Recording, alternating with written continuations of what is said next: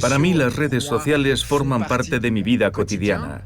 Yo las consulto por placer, para informarme, para divertirme.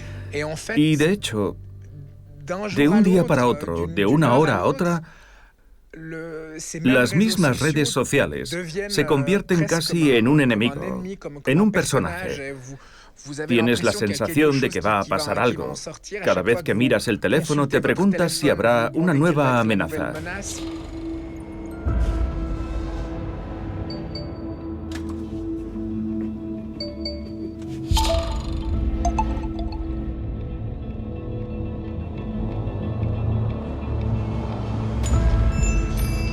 David Lemos es periodista deportivo en la radiotelevisión suiza. A nuestro colega le encanta la red social Twitter, a la que siempre está conectado. Pero en septiembre de 2019, su compañero digital le haría vivir un infierno. Todo empezó con un penalti en un partido de la Europa League a favor de un equipo suizo y los insultos racistas por parte de los seguidores del equipo rival. Ayer escuchamos claramente al capo de los ultras gritar 2 veces en su micrófono, ¡mono! Cuando escuché eso, subí el jueves ese primer tuit en el que decía que la noche anterior se habían escuchado claramente insultos racistas en un estadio contra un jugador negro. No lo pensé mucho, la verdad, lo admito. Para mí era tan obvio, tan claro, que no me imaginaba en absoluto, francamente, que fuera a despertar, a provocar semejante respuesta. Vamos a decir en las redes que eres un periodista de mierda, lo pagarás. Te voy a mandar al hospital.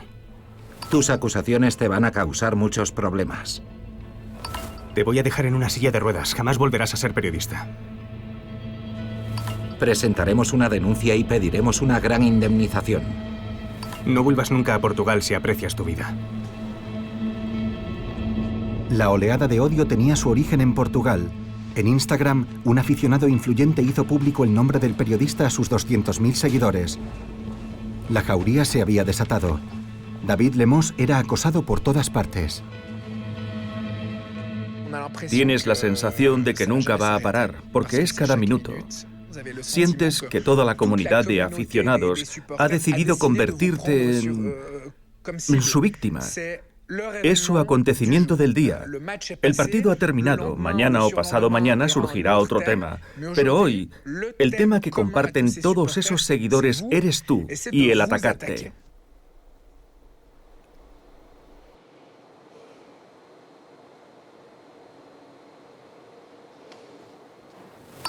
Periodista podrido.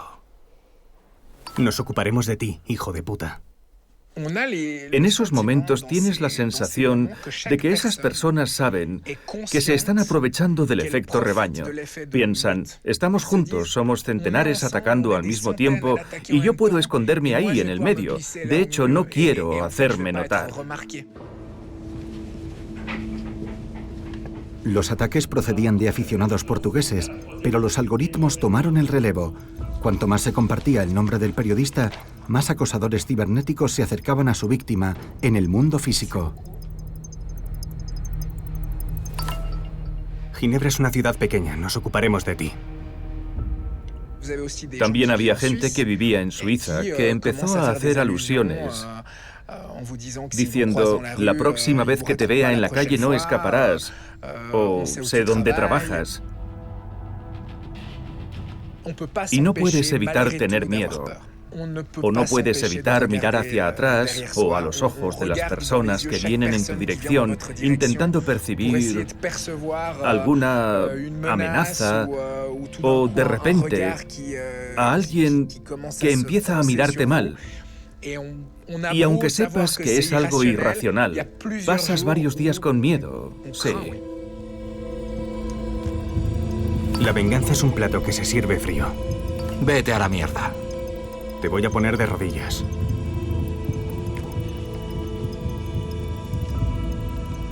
El linchamiento público duró 10 días.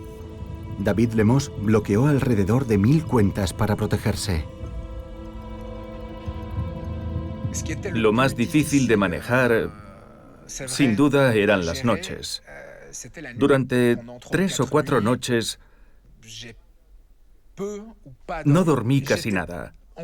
Estaba constantemente borrando mensajes y bloqueando a gente porque mi cerebro me decía que si los hacía desaparecer muy rápido, tal vez todo se acabara de inmediato.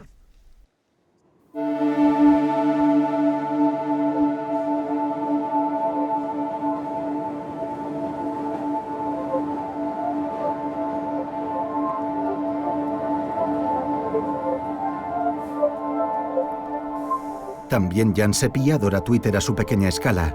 Como mucha gente, utiliza la red social para compartir sus ideas, debatir y, sobre todo, luchar por un mundo mejor.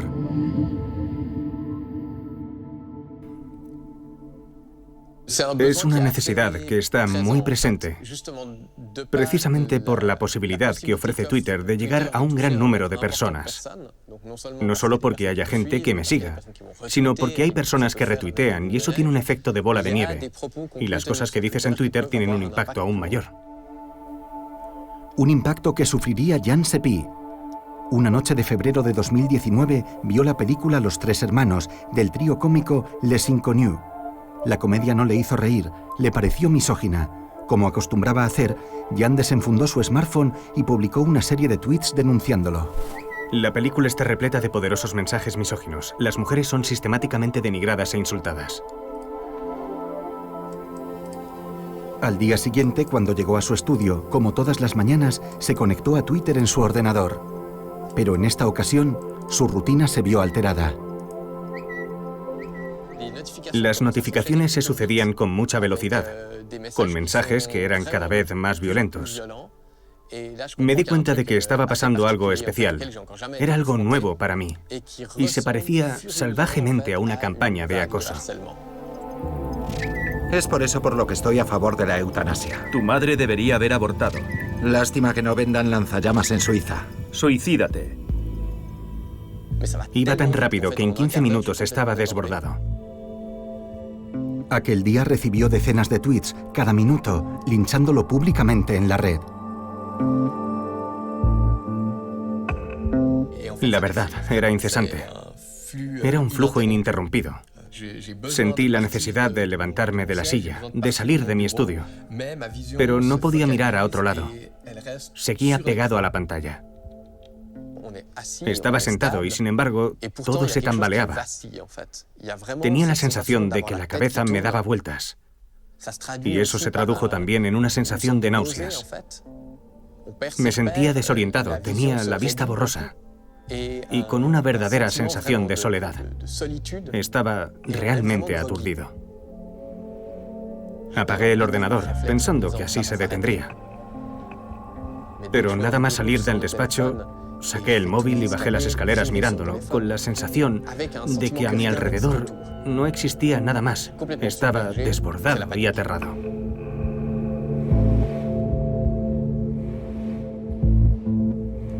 Las redes sociales juzgan y ajustician sin piedad. Cada clic es una puñalada. Muchas de las personas que participan en esos ataques no son conscientes del daño que hacen y existe un poco el fenómeno de impunidad o del distanciamiento que produce la pantalla, que hace que parezca que no es del todo real. Incluso crea una conexión entre nuestro funcionamiento psicológico humano. Es decir, que cuando hablamos con alguien a través de una pantalla, no estamos forzosamente hablando con un robot. Jan Seppi fue humillado en la plaza pública de Twitter delante de 330 millones de usuarios. Un mundo no tan de color de rosa para el joven, que tomó la decisión de hacer privada su cuenta para protegerse. Se trataba realmente de una pérdida de control de un espacio que pensaba que controlaba, de un lenguaje que pensaba que también dominaba, de un combate que normalmente ganaba. Cuando publicaba tweets feministas, siempre tenía respuestas positivas. Y sin embargo, de repente, había una montaña de comentarios negativos.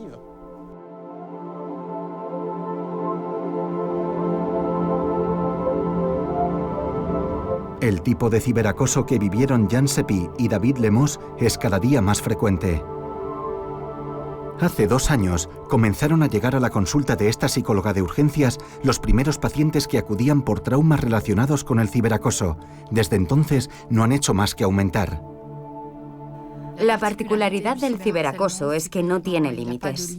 Cuando te acosan en la escuela o en el trabajo, cuando llegas a casa, estás protegido. Pero con el acoso cibernético nunca tienes esa sensación de protección. La mayor dificultad es que es tentacular, te sigue a todas partes. Es una matriz. Y la particularidad de sus víctimas es que sienten que nunca podrán escapar de su acosador. Y es muy real, porque cuando entramos en casa con nuestro móvil y seguimos conectados a las redes sociales, estamos conectados todo el tiempo a Internet y similares. Y por lo tanto el acoso puede durar mucho más tiempo e invade la vida privada. Algunos ciberacosos son específicos de un solo agresor que no es anónimo. Son los más insidiosos y los que más tiempo duran.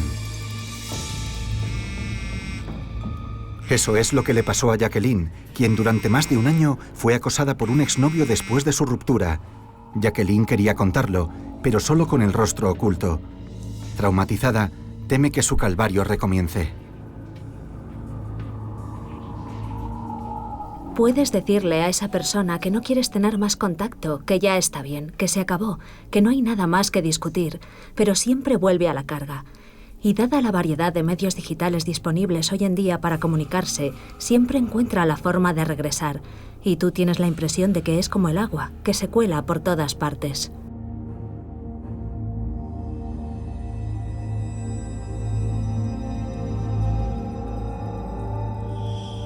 Redes sociales, correo electrónico, SMS, su acosador usaba identidades falsas para acosarla. Incluso se puso en contacto con sus allegados y su jefe para manchar su reputación. Internet es el terreno de juego perfecto para acosar.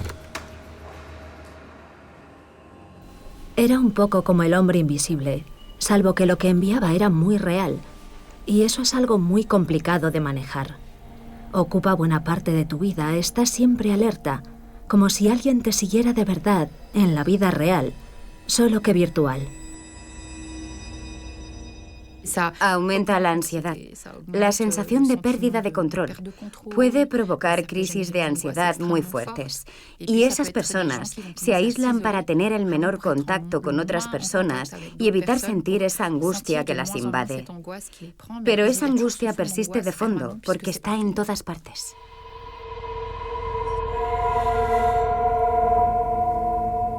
Te coloca en una situación estresante. Yo empecé a tener estrés postraumático, comenzaba a temblar, tenía frío. La multitud de ataques que estaba sufriendo empezaron a minar mi equilibrio. A veces casi habría preferido que él se atreviera a dar la cara. Siempre habría podido, no sé, gritar o... Así, puedes gritar todo lo que quieras, pero nadie te escucha.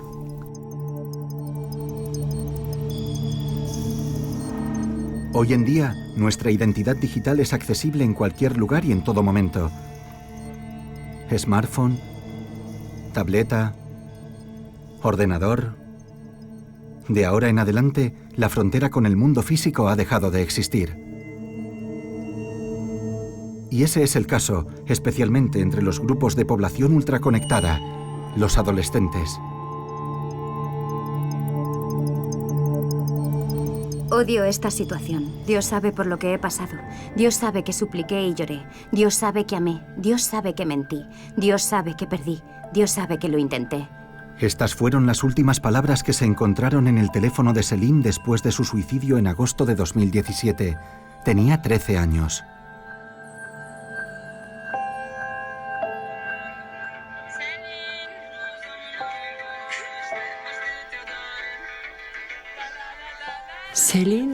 Céline era la alegría de vivir encarnada. Amaba la vida y tenía un gran sentido del humor. Se la reconocía por su risa contagiosa. Poseía un fuerte sentido de la justicia. Era muy generosa. Era una chica realmente adorable. El calvario de Céline comenzó cuando conoció al que sería su primer novio, cerca de Zúrich. Él tenía mala reputación en Dietikon. Tenía fama de ser Un seductor.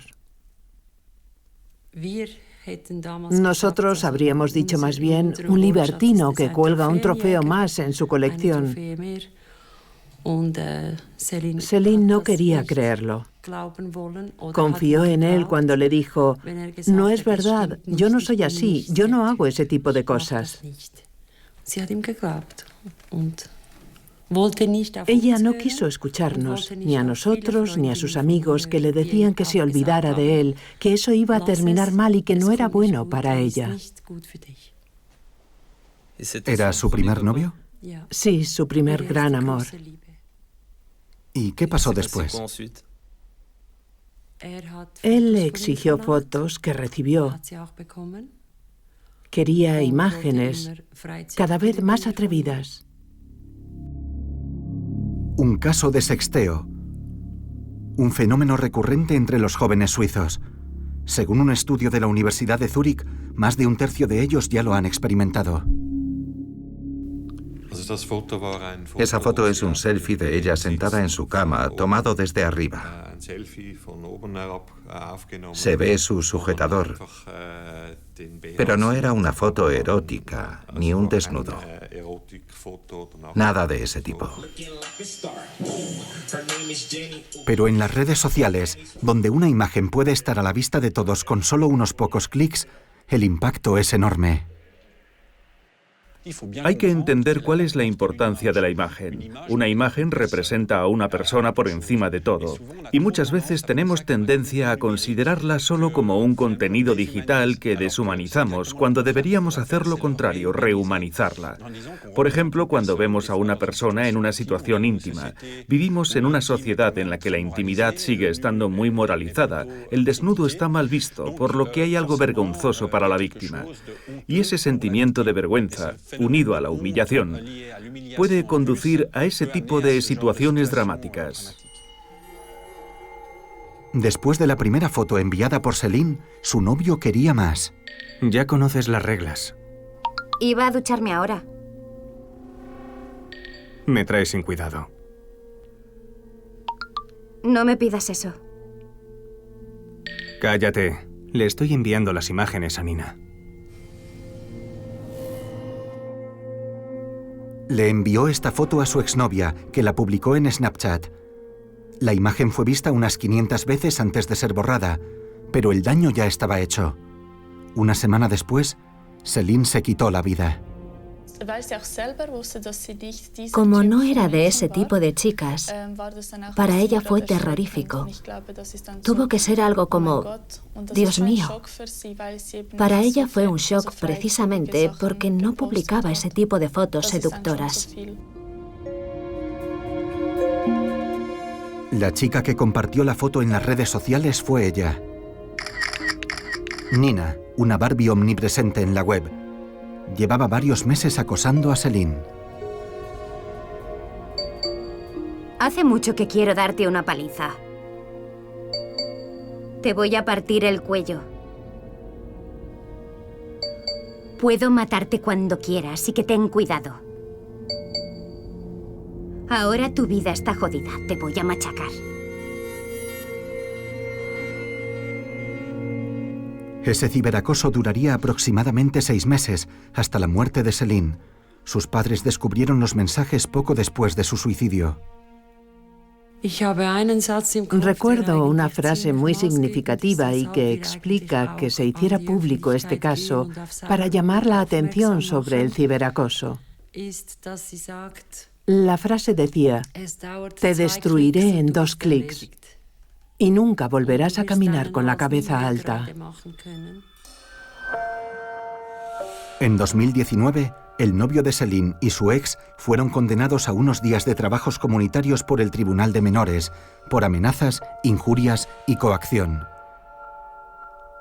Pero no establecía ninguna relación con la muerte de Céline. Cuando le preguntamos a Nina que por qué había hecho que Céline sufriera todo eso, dijo que en esa época ella se sentía bien cuando los demás se sentían mal y que siempre estaba buscando carnaza, que buscaba el conflicto, la gresca. Esas fueron sus propias palabras. Aún así, ella subió un vídeo de odio y amenazador en el que pronunciaba el nombre de mi hija para amenazar a otra chica. Primero, putita, te encontraremos, te encontraremos. Segundo, vas a morir como Céline. Nina envió este vídeo pocos meses después de la muerte de Céline. La chica objeto de sus amenazas presentó una denuncia ante la policía, pero no prosperaría por un vicio de forma. Los padres de Céline lamentan que la ley en Suiza no le dé más importancia al delito de ciberacoso. Creemos que el acoso cibernético debería ser un delito penal y que estos delitos no deberían calificarse como amenaza, injuria o como en nuestro caso intento de amenaza, injuria, coacción y daños al honor. Hay que llamar a las cosas por su nombre y decir que esa infracción penal es el ciberacoso. Se trata de una persona que ha causado un daño a otra a través de su teléfono móvil, ha publicado fotos, ha coaccionado, ha injuriado, ha ofendido.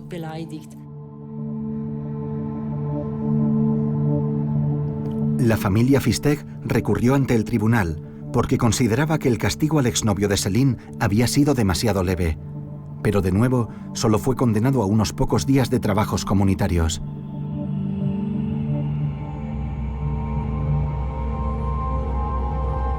En Suiza, a diferencia de Austria y Francia, por ejemplo, no existen leyes específicas contra el ciberacoso. No existe una definición para el acoso cibernético. Son una multitud de posibles infracciones que se encuentran dispersas en el Código Penal. No existe una infracción penal que se denomine acoso.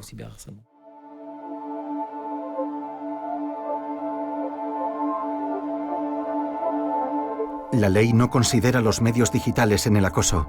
Es necesario que el ciberacoso se traduzca en un delito aplicable en el mundo físico, lo cual complica la situación para las víctimas.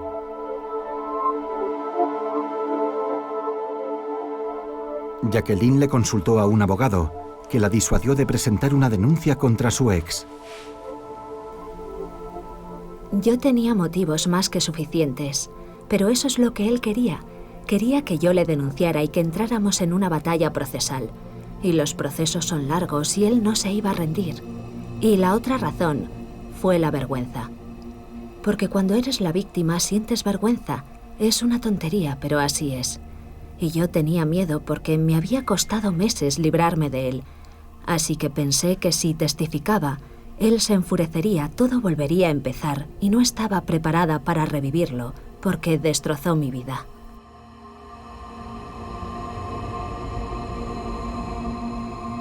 Jan Seppi fue a presentar una denuncia, pero en la comisaría de policía le disuadieron rápidamente. Les expliqué que quería presentar una denuncia por acoso en la plataforma de Twitter. Les expliqué que había individuos que podía identificar, que eran quienes lo habían hecho, que eran personas que vivían y trabajaban en la región. Yo tenía sus nombres y mucha información sobre ellos, y el policía me respondió que no merecía la pena, que de todas formas no había ninguna posibilidad de que el fiscal se interesara por el asunto. Lo siento, las redes sociales no son buenas, son peligrosas, pero no es la vida real. En fin, ese tipo de discurso. Y después, muchas gracias, adiós. Y yo regresé a casa constatando la impotencia del Estado para proteger a sus ciudadanos de ese tipo de intervenciones y de acoso.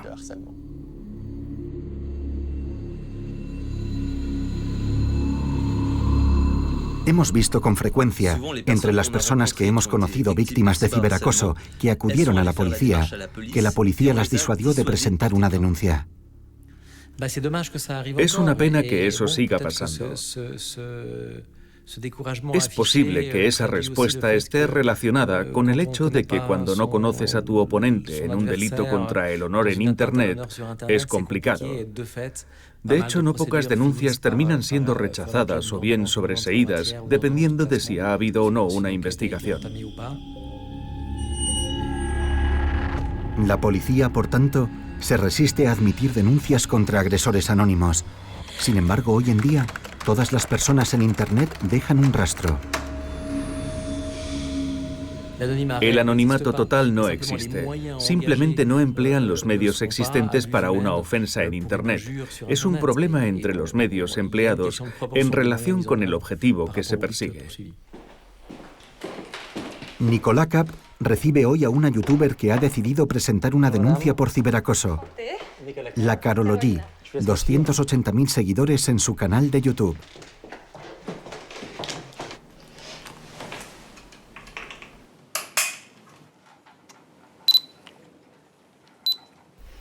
Hola, en este vídeo voy a hablaros sobre mi relación amorosa, más exactamente de mi relación poliamorosa. Os voy a hablar del clítoris. Un hombre que no se depila no recibe los mismos comentarios que una mujer. Si queréis dejar vuestro testimonio, hacedlo en los comentarios. Siempre con amabilidad y respeto. A sus 23 años, es la youtuber francófona más seguida actualmente. Entre los muchos temas que trata, la sexualidad y el feminismo son los dos temas que más reacciones provocan. Es verdad que cuando hablé de eso agité un poco a las masas, porque de hecho yo empecé muy pronto. Era una joven de 18 o 19 años que hablaba abiertamente de temas como la masturbación, el clítoris, la libido, ese tipo de cosas. Y creo que a algunas personas les sorprende un poco oírme hablar de eso. Y esas personas no se privan de decirlo, publicando mensajes insultantes y de odio. Pero si esta joven ha venido en busca de asesoramiento legal por primera vez a este bufete, es porque los mensajes son cada vez más violentos. Personalmente nunca he sentido la necesidad de denunciar a nadie por este tipo de cosas, sencillamente porque recibo tantas que tendría que pasarme la vida en la comisaría. Pero eso es muy desagradable, ¿no? Es impactante. Sí.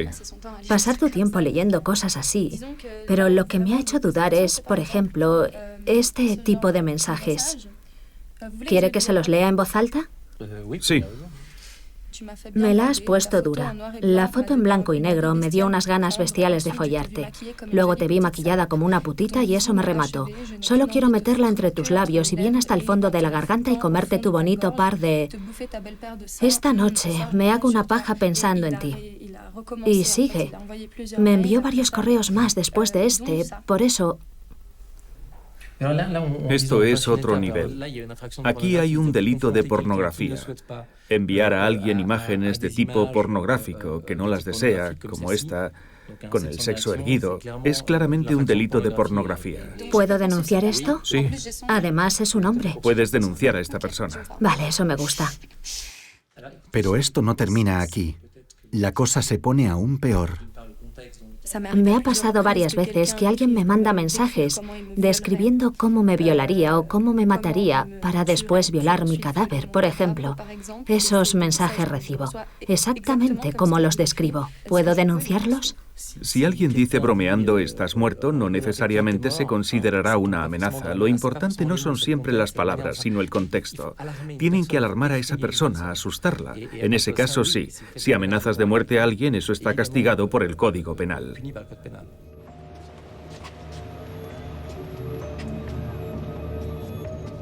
Muerte a las feministas. Periodistas, blogueros, youtubers... Tienes más pelo debajo de los brazos que yo. Es asqueroso. Son las profesiones más expuestas al linchamiento público en las redes sociales. Ninfómana. Pero en última instancia, ¿no es eso parte del juego cuando apareces públicamente en la web? Yo no espero que todos mis seguidores me adoren ni que estén de acuerdo conmigo. Soy consciente de eso, pero hay una forma de decirlo y desde el momento en el que aparece la agresividad, las amenazas, el insulto y todo ese tipo de cosas, considero que ya no es solo una cuestión fáctica, sino que para mí existe la voluntad de hacer daño. Para cualquiera resulta muy difícil soportar insultos y amenazas con tanta frecuencia. Al final, acabas hundiéndote.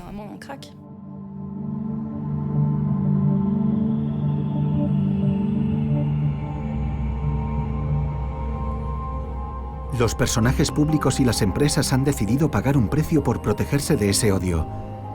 Emplean ascensores privados para que supervisen sus páginas web. Ellos son los gendarmes de la web. Es el trabajo de Netinho, la empresa más importante de moderación de comentarios en francés, con sede en París. Netinho modera los sitios web y las redes sociales de prácticamente todos los grandes medios de comunicación de habla francesa, incluida la radiotelevisión suiza. Puede que eliminemos el 10% de los comentarios, el 12 o el 15%. Nosotros juzgamos las formas, no el contenido.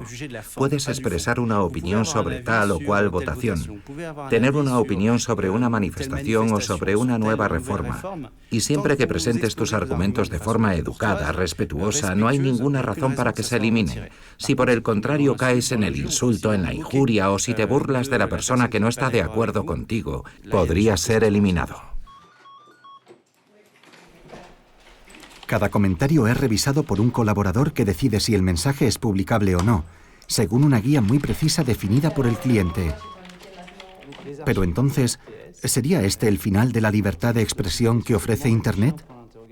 Nosotros estamos convencidos de que somos un acelerador de la libertad de expresión. Intentaré explicarlo.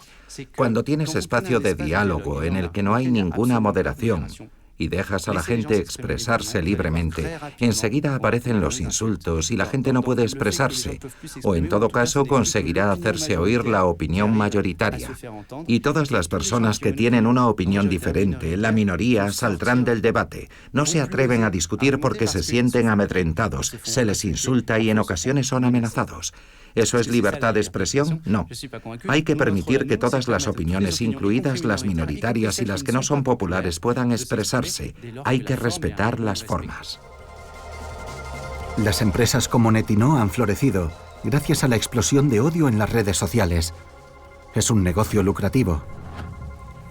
Netinho borra entre el 30 y el 40% de los comentarios que se publican en YouTube. Es allí donde prolifera una categoría de acosadores temible, los trolls. Lo haremos dentro de las reglas. Hemos conocido a uno. Se llama Balek y es youtuber. Un troll es alguien que publica un texto, un comentario hiriente o lo que sea, y luego desaparece para que la gente discuta y se pelee, etc. Lo mío sobre todo es la ironía, el humor, nada malo. Eso también te permite reírte un poco. Para mí el humor es un arma esencial. El objetivo del troll es sembrar cizaña para desacreditar las opiniones de sus víctimas. Aquí, Balek se enfrenta a la cantante Angèle y a sus letras feministas. Pienso que algunos camiones tendrían que quemar las prioridades. Repite los dogmas feministas actuales. Resumiendo, hombres no bien. Mi cuerpo, mi elección. Tu madre, una anchoa. Mi discurso y la forma en la que abordo las cosas podría considerarse violento. Pero es violento para las personas que no pasan mucho tiempo en Internet. Es decir, que el lenguaje que yo empleo es el habitual, ya sea en Twitter, en YouTube, etc. Es un lenguaje que no sorprende cuando estás en el medio. Sus 300.000 seguidores le adoran y se lanzan a los comentarios. La jauría se desata y el acoso comienza. Ejército de Balek, destruyamos juntos este feminismo. Para mí, YouTube es como un patio de recreo donde todo el mundo dice lo que piensa.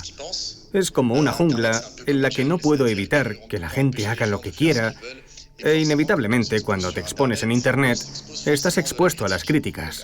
Desde el momento en que entras en el ruedo de YouTube, debes estar preparado para recibir ese tipo de cosas, porque son las reglas del juego.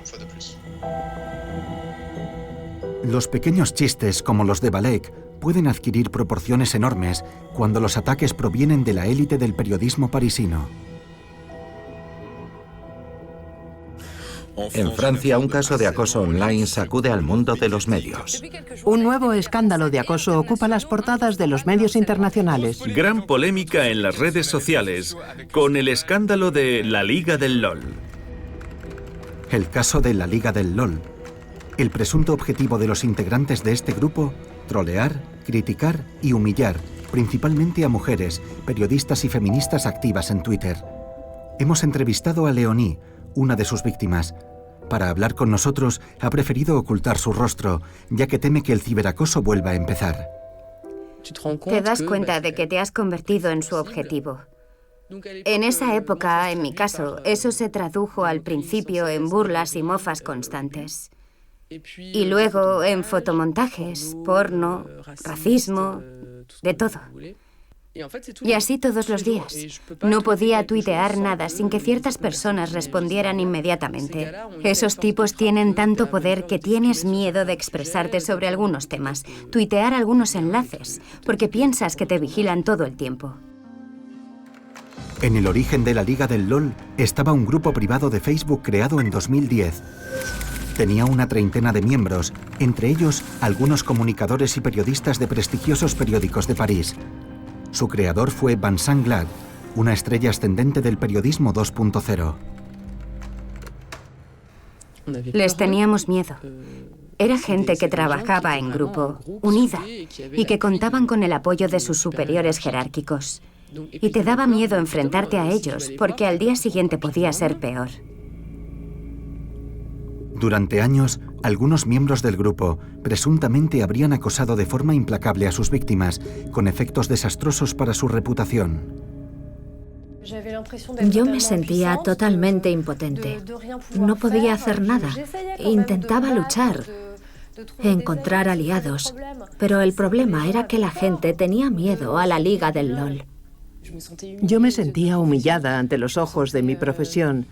Me sentía denigrada y perdí toda la confianza en mi capacidad de reflexión, de trabajo y como periodista. Era una estrategia de debilitamiento continuada y alimentada durante años para que abandonara mi blog. Así que dejé el periodismo. Mi dignidad como mujer era igual a cero.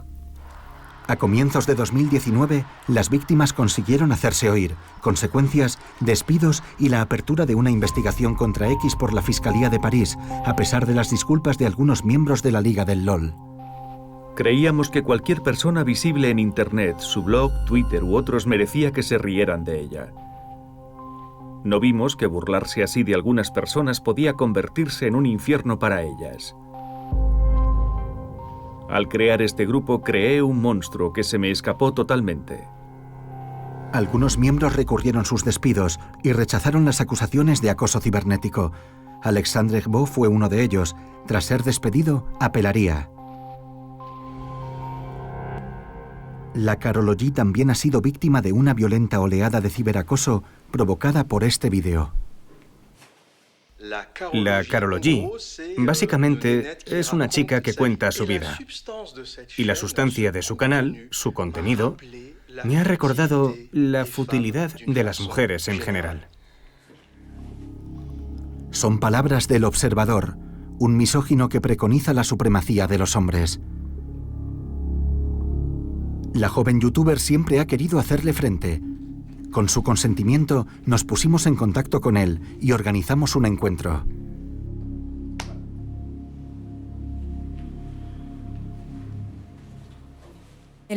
Ahora, cuando estoy a punto de hablar con él, tengo muy malos recuerdos. Y la verdad es que me estresa porque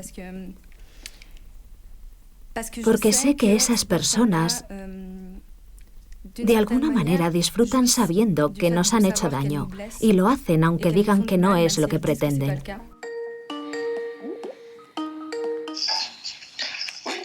Hola. ¿No te muestras?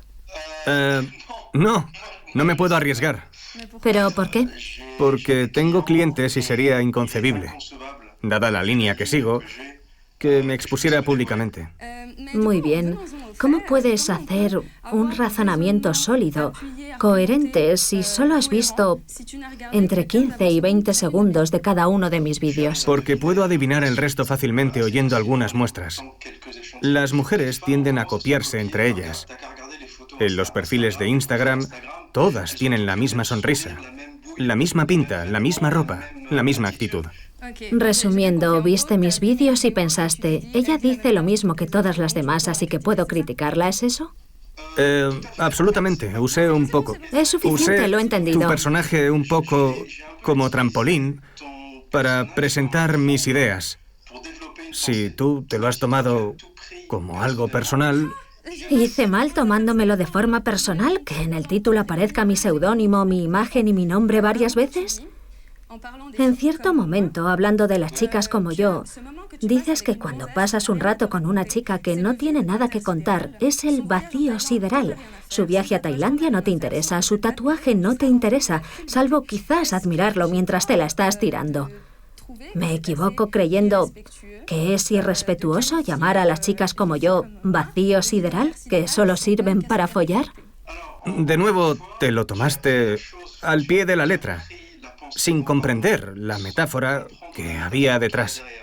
Estoy hablando contigo solo porque estoy harta de escuchar a gente como tú decir cosas atroces y violentas, que incitan al odio contra personas como yo que se expresan en Internet, aunque tú digas que ese no es tu objetivo. Eso es falso. Jamás he incitado al odio. Es odio. Y creo que no te das cuenta de la campaña de acoso contra mí que despertó tu vídeo entre tus seguidores. Quizá ese no fuera tu objetivo, aunque me sorprendería. Tus seguidores llegaron en masa por centenares durante las siguientes semanas para insultarme y amenazarme de muerte y violación utilizando tu nombre. Me decían que debía educarme viendo tu canal y que gracias al Observador por contar la verdad sobre las mujeres. Eso que dices es muy grave. Yo no lo sabía. Y es algo que jamás incitaría a hacer. Si este es el caso, significa que puede que haya personas un poco frágiles que me escuchan, pero que no entienden el lado humorístico, el lado provocador, y que se toman las cosas al pie de la letra. Para mí tú eres un personaje, la Karol G, el personaje de YouTube, no la mujer joven de la vida real. Admito que si tuviera que volver a hacerlo, no lo haría de la misma manera. Y retrospectivamente no habría usado a una persona concreta, porque ahora me doy cuenta de que, bueno, toda la atención recayó sobre ti cuando el discurso era mucho más generalista. Por un lado, estoy gratamente sorprendida, la verdad, aunque también estoy un poco extrañada porque no imaginaba que podía ser amable. No todo está perdido. Bueno, no pensaba que admitirías que en efecto eso es violencia. Usarme personalmente. Pero en la práctica me parece súper triste que estés convencido de la desconexión entre Internet y la realidad. Y que para ti, de hecho, expresar ideas, incluso ideológicas en Internet, esté completamente desconectado de la violencia concreta porque está muy relacionado. Y me parece lamentable que no te des cuenta. Ya está. Es todo lo que tenía que decir. ¿Cómo has vivido esta conversación? La conversación me ha sorprendido agradablemente, aunque hay muchas cosas con las que no estoy de acuerdo. Y por otro lado, no puedo evitar sentir en el fondo que este es el tipo de cosas que te marcan, a pesar de todo lo que he podido hacer después por intentar superarlo. Aún me sigue afectando. Con esto quiero decirte que estoy muy nerviosa, así que prefiero no seguir hablando. Estoy reviviendo demasiadas cosas. Es horrible.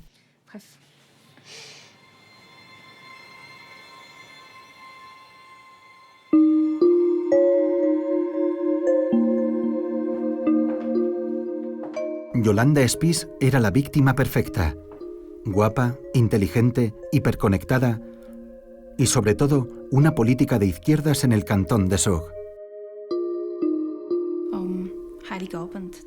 La Nochebuena de 2014 recibí las primeras amenazas de muerte. Y hasta hoy ha habido decenas de miles de insultos, amenazas, calumnias, etc. En diciembre de 2014, la expolítica se vio implicada en un escándalo sexual con un representante del Partido Popular Suizo. Yolanda acusó a su oponente de haberla violado después de una noche de copas. Finalmente, él sería exculpado por falta de pruebas, pero el caso provocó un gran revuelo en los medios y en el mundo de la política. Fue entonces cuando comenzó el ciberacoso. Los peores ataques de ciberacoso provenían del entorno de la UDC en Zug. Está claro. Evidentemente, después de eso se multiplicó y se extendió a toda Suiza. Incluso hoy, hasta el día de hoy, los ataques proceden principalmente de la derecha. Uno de ellos sabía muy bien cómo instigar a sus tropas. Hacía un comentario denigrante sobre mí, lanzaba a sus esbirros y luego desaparecía.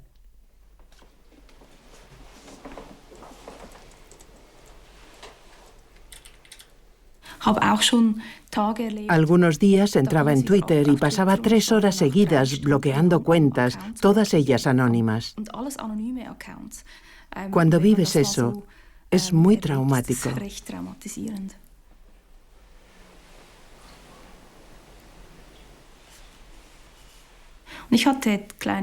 Entonces, yo tenía hijos pequeños. No fue fácil. Me deprimí. No podía trabajar. Estuve de baja por enfermedad 1 año. Llegué a pensar en el suicidio porque aquello parecía no tener fin. Afortunadamente tengo una muy buena base porque tengo una familia formidable que siempre me ha apoyado. Después de 1 año con depresión, Yolanda Spies abandonó la política para siempre, asqueada. Sus enemigos habían logrado su objetivo, pero Yolanda volvió a levantarse e inició un nuevo combate: identificar a sus acosadores y hacerles frente. Hola, Hugh. Hola, ¿cómo estás? ¿Has pasado unas buenas vacaciones? Sí, ¿y tú? Sí, he pasado a saludarte. Acabo de bajar de Saas-Fee y te traigo unos bombones. Muchas gracias.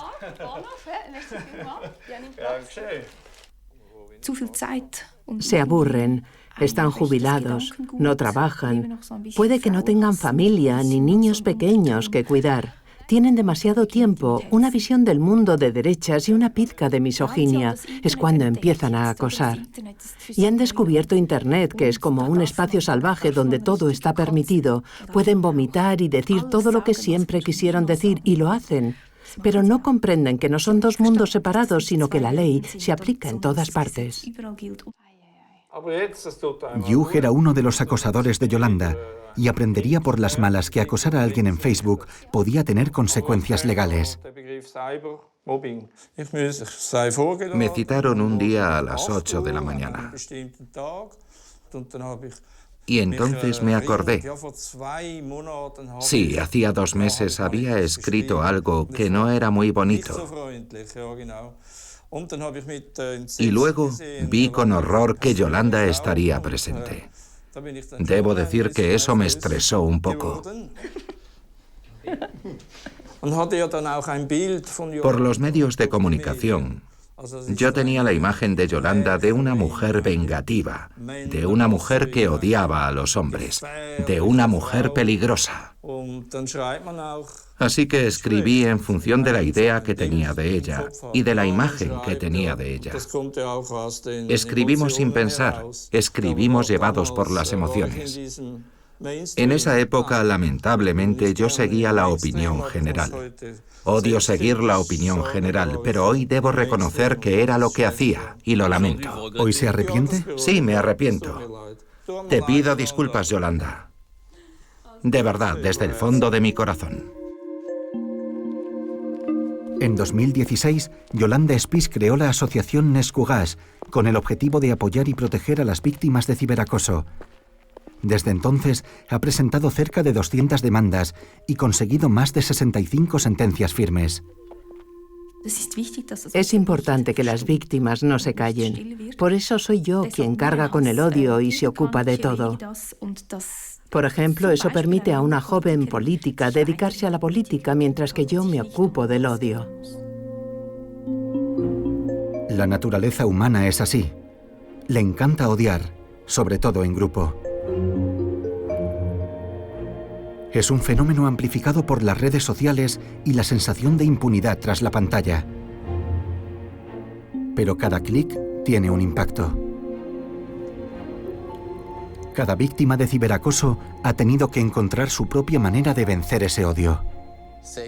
Es como si Twitter fuera un bar al que tenemos la costumbre de ir, al que va gente que conocemos bien y personas que solo conoces allí. Es un lugar donde te gusta pasar el tiempo hablando de muchos temas. Y un día ese bar es invadido por gente que va a insultarte. La solución es muy sencilla: no volver nunca más a ese bar. Pero el impacto es enorme. Es la pérdida de un lugar para socializar. Es la pérdida de un espacio en el que te sientes bien, al que te gusta ir. Con el tiempo, llegué a pensar que eso formaba parte de mi trabajo. Sí. Es triste decir que acepté que eso formaba parte del juego, porque no deberíamos pensar así. Pero para mí fue la mejor manera de pasar página, de pasar a otra cosa y de vivir con las redes sociales. Hoy ya no es posible prescindir de nuestras identidades digitales. La frontera con el mundo físico ya no existe. Desde ahora, nada es virtual. Todo es muy real.